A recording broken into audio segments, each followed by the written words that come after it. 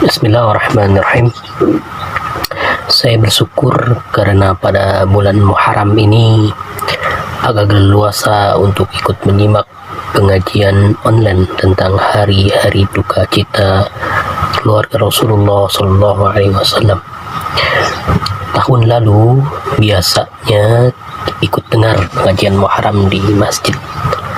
Kini pengajian online pun banyak pilihan, mulai dari luar negeri dengan bahasa Inggris atau Arab, begitupun dalam negeri. Pada Facebook dan YouTube muncul live streaming pengajian Muharram, mulai dari siang sampai jelang tengah malam, atau juga kalau kita ingin melihatnya pada pagi hari pun kita bisa, karena di sana rekamannya masih tersaji. Meski nuansa kajian Islam pada Muharraman itu adalah kajian yang kental dengan mazhab Syiah, tetapi buat saya itu menjadi tambahan pengetahuan dan upaya konfirmasi atas setiap informasi yang sampai pada saya. Ternyata tidak seperti yang kaum anti Syiah gemborkan. Pengajian Muharram yang saya ikuti secara online benar-benar menyajikan peristiwa sejarah kehidupan Al-Husain, cucu Rasulullah SAW, sejak kecil sampai syahid di Karbala. Perjalanan Al-Husain dari Makkah menuju Karbala diungkap dengan kutipan data kitab sejarah. Kalau saja kita baca satu buku berjudul Duka Padang Karbala, ditulis Said Ibnu Tawus, maka lengkap uraian perjalanan hidup cucu Rasulullah SAW tersebut sampai tragedi yang menimpanya pada 10 Muharram. Mengerikan dan membuat mata ini sembab dengan air mata. Sedih dan membuat saya heran dengan perilaku penguasa terdahulu, padahal mereka itu secara lahiriah beragama Islam. Tragedi kemanusiaan yang menimpa keluarga Rasulullah SAW terjadi di tengah umat Islam tahun 61 Hijriah atau 680 Masehi di Irak, tepatnya daerah Karbala.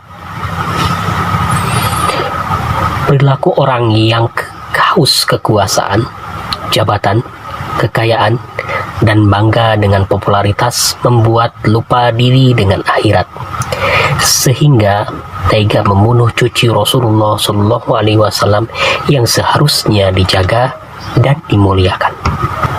Sejarah mengisahkan tragedi Karbala ini diturunkan secara lisan dari setiap saksi sejarah. Di antaranya keluarga Al-Husain bin Ali bin Abi Thalib dan pengikutnya yang dijuluki kaum muslim Syiah. Dari mereka ini informasi historis tentang Karbala sampai pada para penulis sejarah. Sekira 90 tahun setelah kejadian Asyura di Karbala, Abu Mikhnaf wafat tahun 157 Hijriah, yang aslinya bernama Yahya bin Sa'id bin Mikhnat. Ia menuliskan peristiwa heroik itu dalam kitab Maqtal Al-Husain. Tentu, metode yang digunakan adalah wawancara secara lisan, alias mengandalkan memori kolektif dari orang-orang yang menyaksikan peristiwa Karbala tersebut. Abu Mikhnaf menyebut nama-nama orang yang menyaksikan kejadian tragedi Karbala di dalam kitabnya.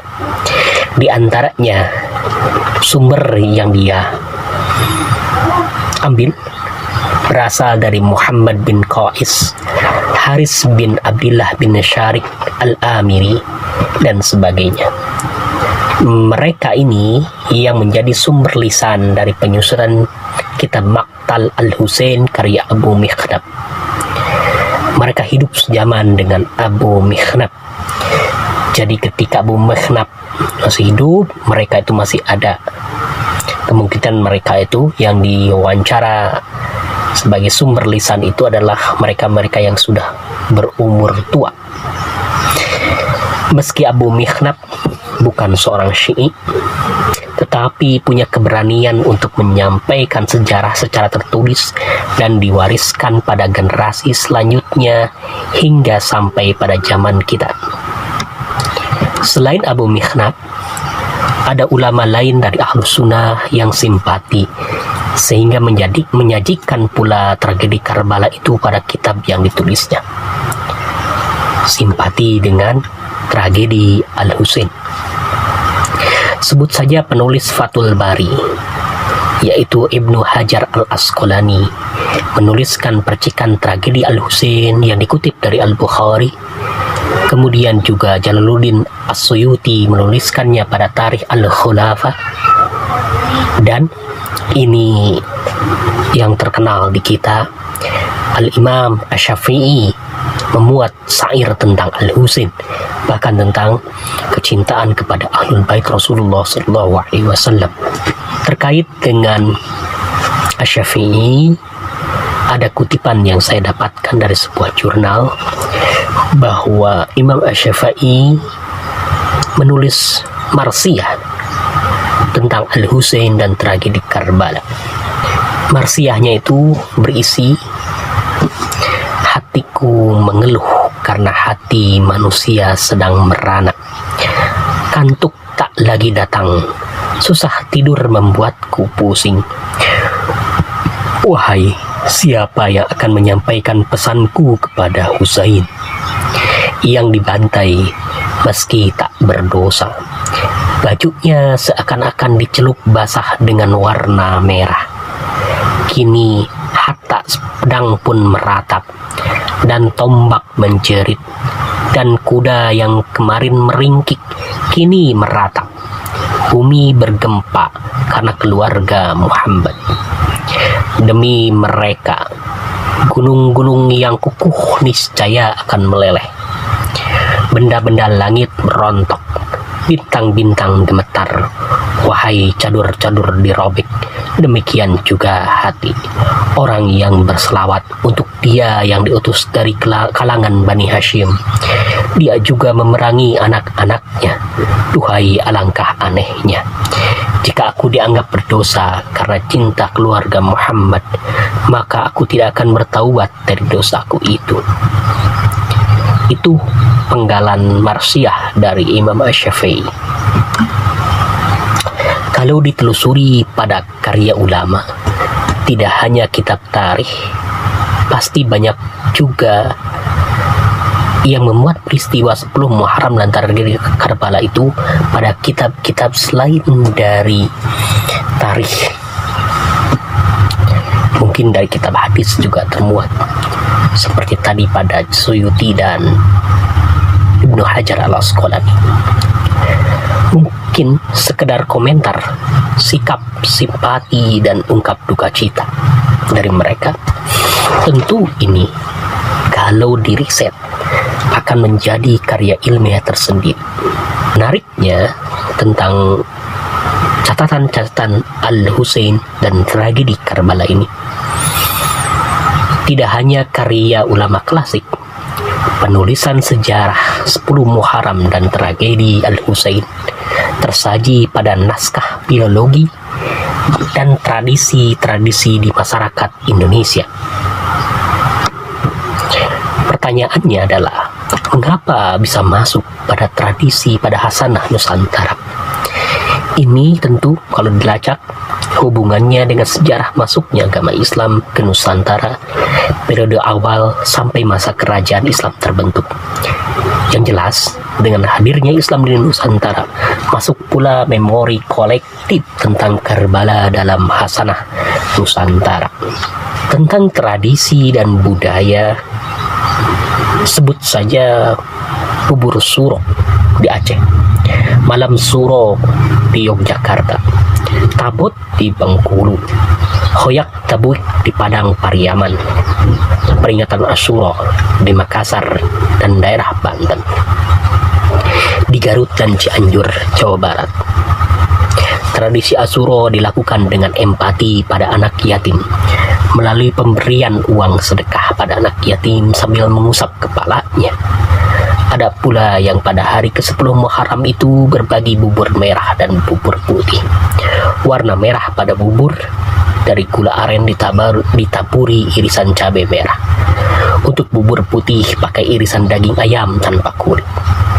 Bubur itu diberikan pada tangga dan jamaah masjid yang menggelar pengajian Muharram. Sementara dalam bentuk naskah tersaji dalam bahasa Melayu dan bahasa Jawa dengan aksara pegon. Di antara naskah Nusantara yang isinya terkait dengan Al-Husain dan peristiwa Karbala, 1. Hikayat Hasan Husain tatkala kanak-kanak. 2. Hikayat Hasan Husain tatkala akan mati. 3. Hikayat Tabut. 4. Hikayat Muhammad Hanafiyah. 5. Hikayat Anbiya dan lainnya. 3 dari naskah tersebut diulas secara ringkas dalam jurnal Al-Qurba volume 1 tahun 2010. Ditulis dalam artikel berjudul Sayyidina Husain dalam teks klasik Melayu, ditulis oleh Muhammad Faizal bin Musa. Sedangkan naskah hikayat Muhammad Hanafiyah pernah disunting oleh L.F. Brakel untuk memperoleh gelar doktor kesusastraan dari Universitas Leiden, Belanda. Naskah terakhir ini menurut Brakel merupakan terjemah dari karya Abu Mikhnaf. Saya coba search Google berupa tesis dan disertasi di Indonesia tentang naskah-naskah tersebut. Adakah yang sudah merisetnya? Karena hanya sesaat dalam searching, sehingga saya belum bisa menemukan datanya. Barangkali di antara Anda ada yang mau berkenan untuk berbagi dengan saya. Terima kasih. Aku qouli hadza astaghfirullah li wa lakum.